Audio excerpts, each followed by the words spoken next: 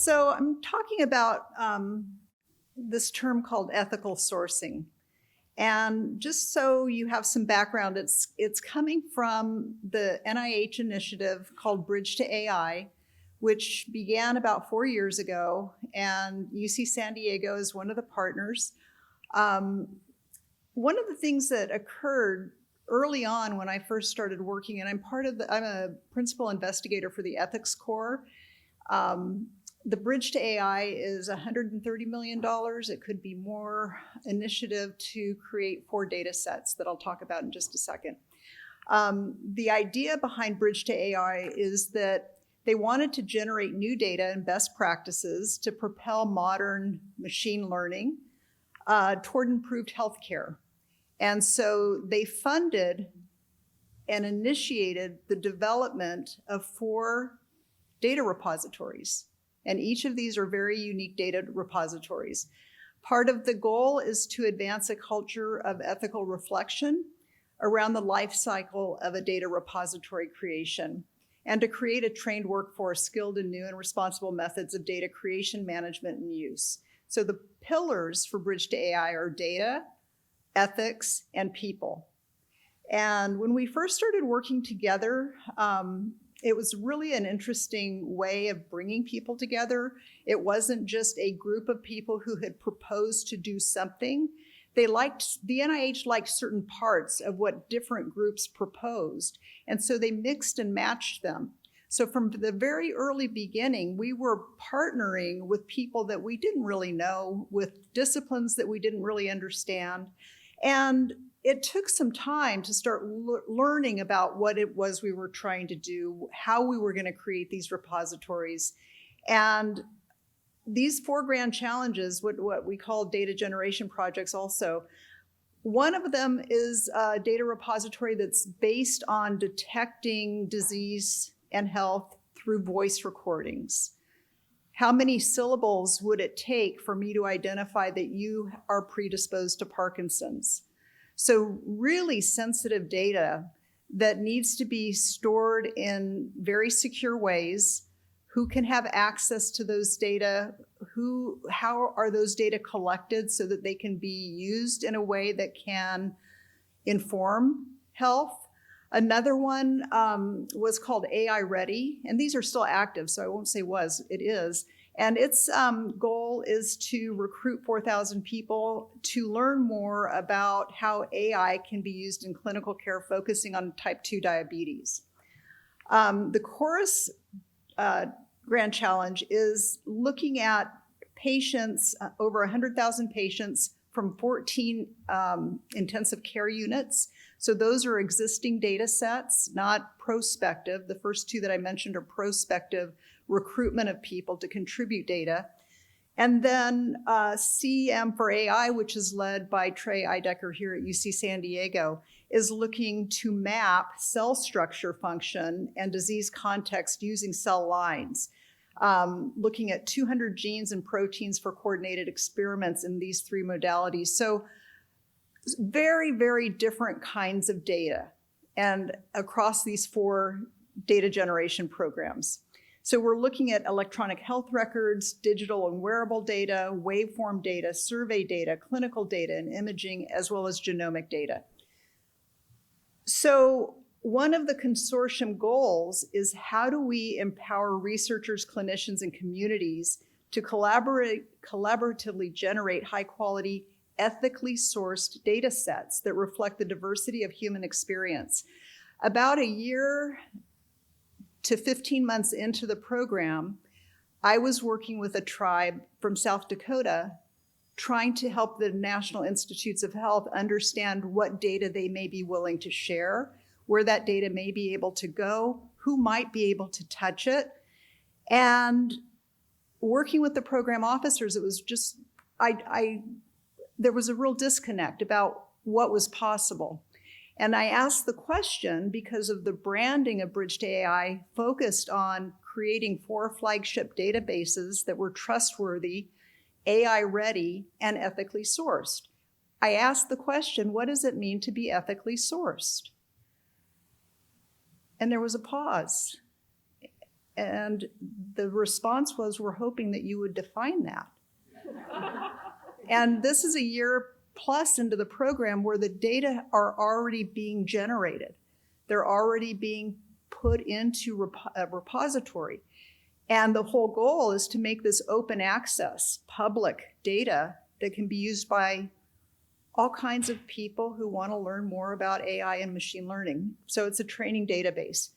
And it really caused me pause. Obviously, I'm part of the ethics core, and I thought, well, gosh, should we have known this before now? And I think we probably should have. But it really kind of set me on a path of trying to figure out, what does that mean? So the reason it matters is because ethically sourced is kind of the foundation of what makes something trustworthy, AI ready, and a flagship data set. It's foundational. It's not supposed to be, okay, let's get that ethics in here at the very end and make it look like we did something here, which oftentimes happens. So I'm not being facetious, but Bridge to AI very intentionally put ethics at the forefront. And so creating an ethically sourced database has implications of public trust about who wants to use these data and downstream performance. So thinking about this, I ended up using my friend GPT to ask about the origin of ethically sourced. Where did that come from?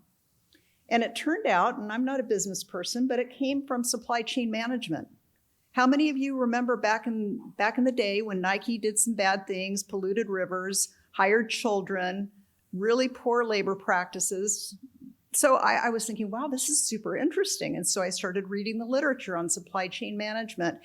And the whole purpose of that was to get these companies to not just create a product, but to tell people that they were partnering with good partners, that they were committed to not polluting, that they were going to have good labor practices. And so when you bought the product, you know that it was created by a company that had committed to social values and norms. And so then they started creating branding around these terms. And I learned a lot, and I started thinking about how do we map what we're doing with the data repository development and map that into the supply chain management framework. And so what we did is we took what's called value-sensitive design, which helps us understand what the various stakeholder values are and where those ethical tensions lie. Because there's always going to be, well, if we do this, then we're going to give up that. And having those reflections so that you could think about what those tensions are and making those visible so that decision-making would be informed knowing that these tensions exist. And then the supply chain management operationalizes the processes and accountability. And then by combining value-sensitive design with supply chain management features, we could start to define what ethically sourced looks like from the very initial stages of planning through implementation and management. And it was so fascinating to me early on. I'd ask in my various meetings, what does that mean to you? And so many times I'd hear, hey, ours is exempt. IRB's not involved.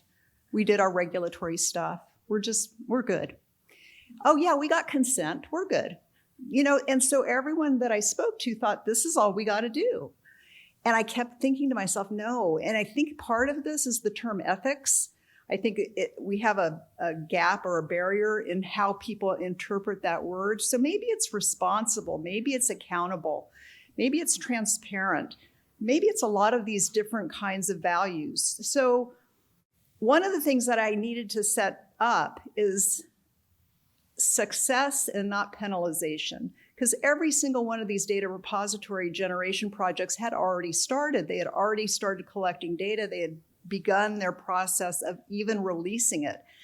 So it wasn't that they wouldn't have been able to do it. It's just that we're working in parallel. Here comes the data repository, and now we're defining ethical sourcing. So my goal was to say that it doesn't have to be all up front, that you can actually strengthen what we think of as ethical sourcing retroactively.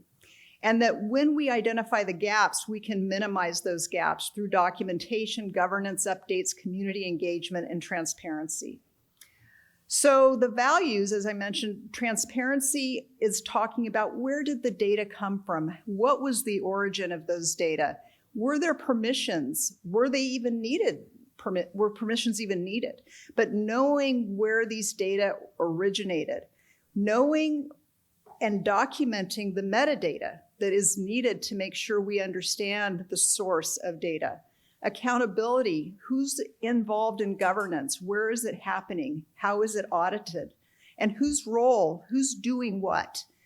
And I think in any of these big data generation projects, and the reason we're doing this is because we really need to know what the data are, how they were collected, what even the vendor name, the model number, so we can make sense of what the data are. And you think about using electronic health records as a source of training data. It's very, very, very messy. You may correct me on that, Dr. Singh, but I think it's pretty messy.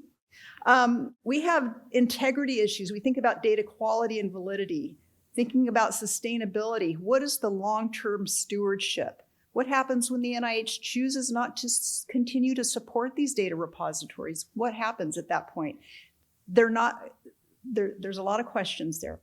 And then respect for human rights. We have to think about consent, dignity, and community engagement is a very important part of this. So with the supply chain management life cycle, we're thinking about these steps. Like in supply chain management, the first thing you do is demand planning. What does that translate to when you're thinking about building a biodata repository? What is the demand? How do we move and define the scientific need and what the ethical risks are?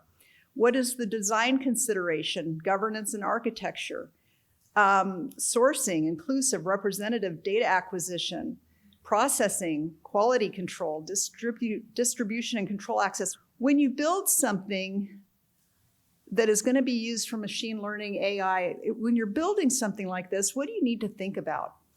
And she said, well, it's almost like you have to think about building a building. You have to think about HVAC. You have to think about soil density. You have to think about all of these things that are going to hold up the structure.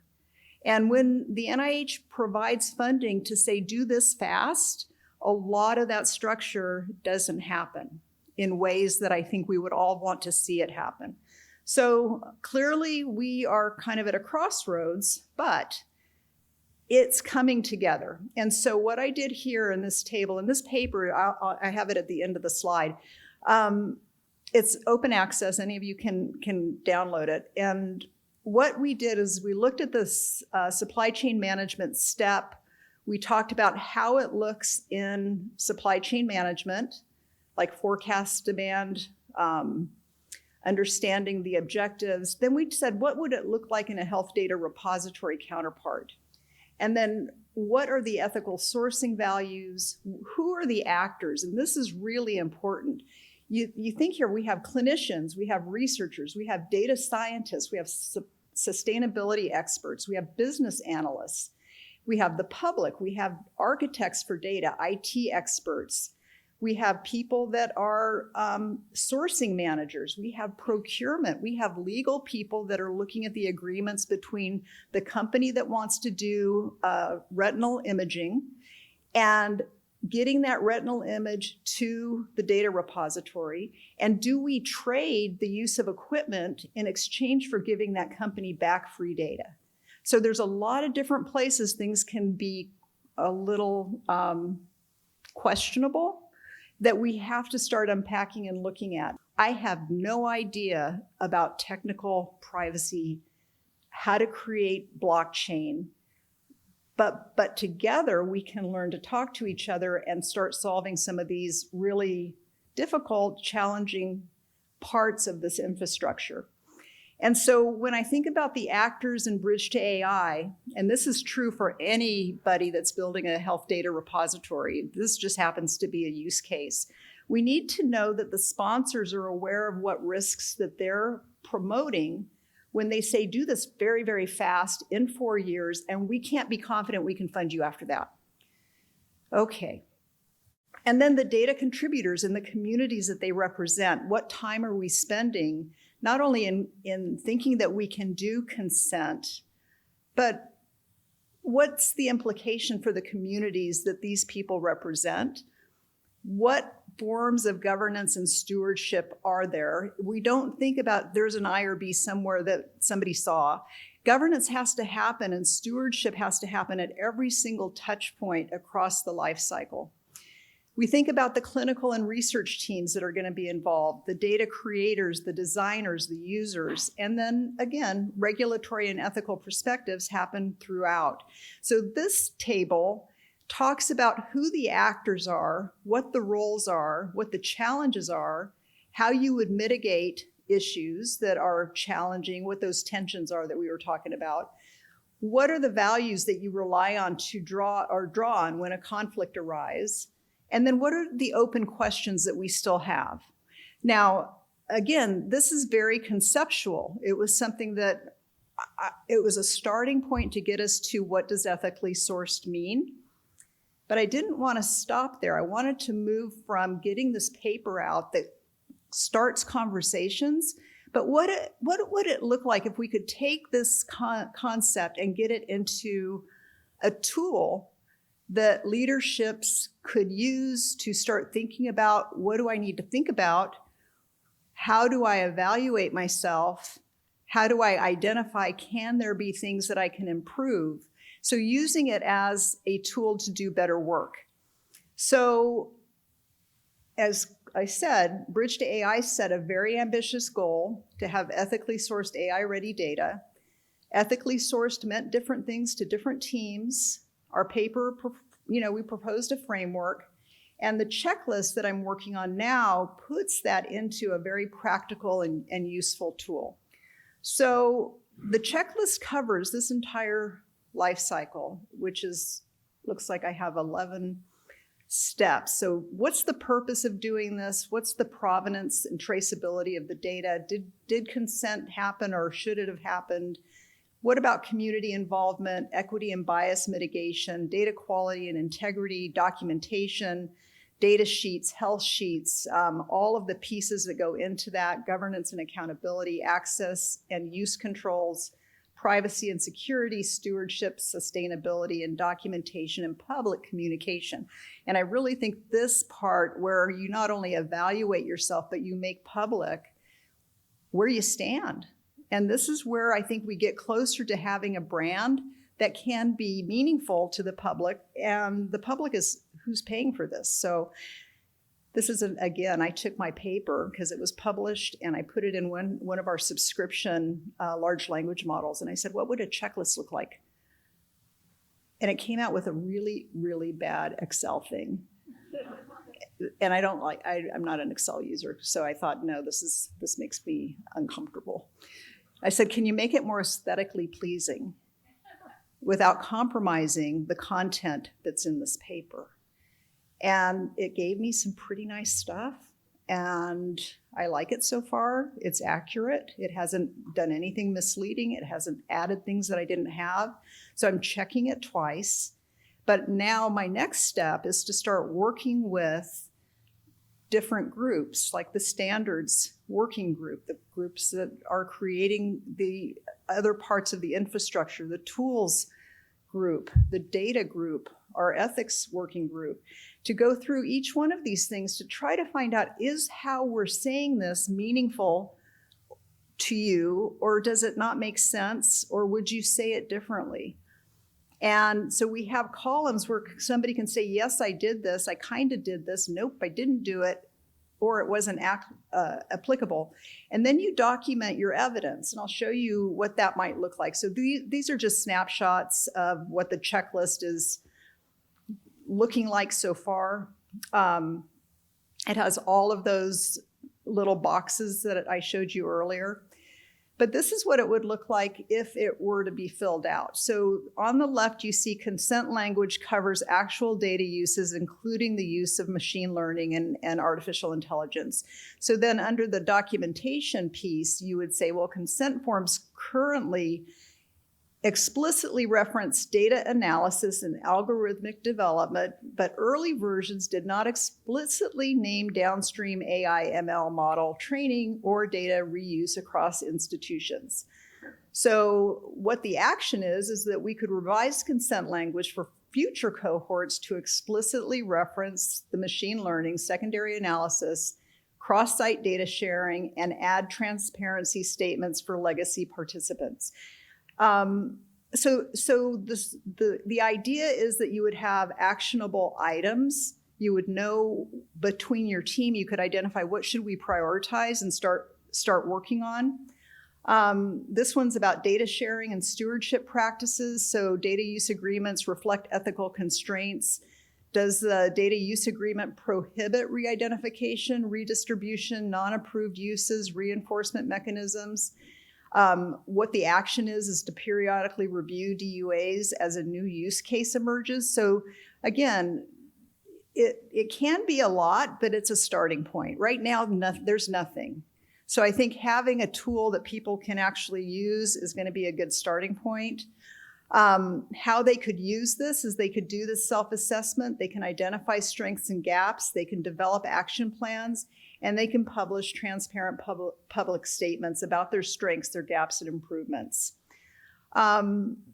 Operational opportunities, I'm clearly working on the checklist, but this could also be something that we would use for onboarding to start socializing people about what they need to think about. There are so many different actors that come from different disciplines that have been socialized to ethical and responsible practices in very different ways.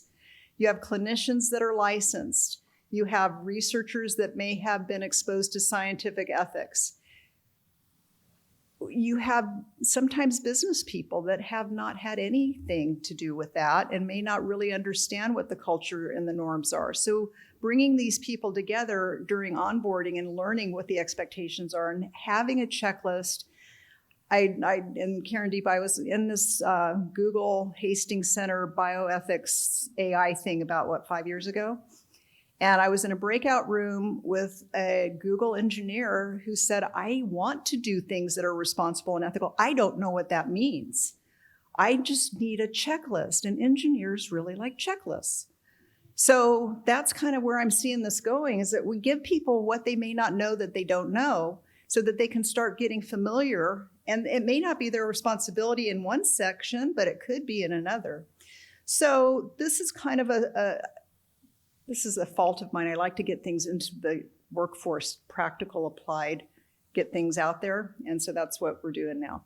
So again, this is a goal to kind of identify gaps, figure out what you would operationalize to do this in your work, and what supports would help you to get there.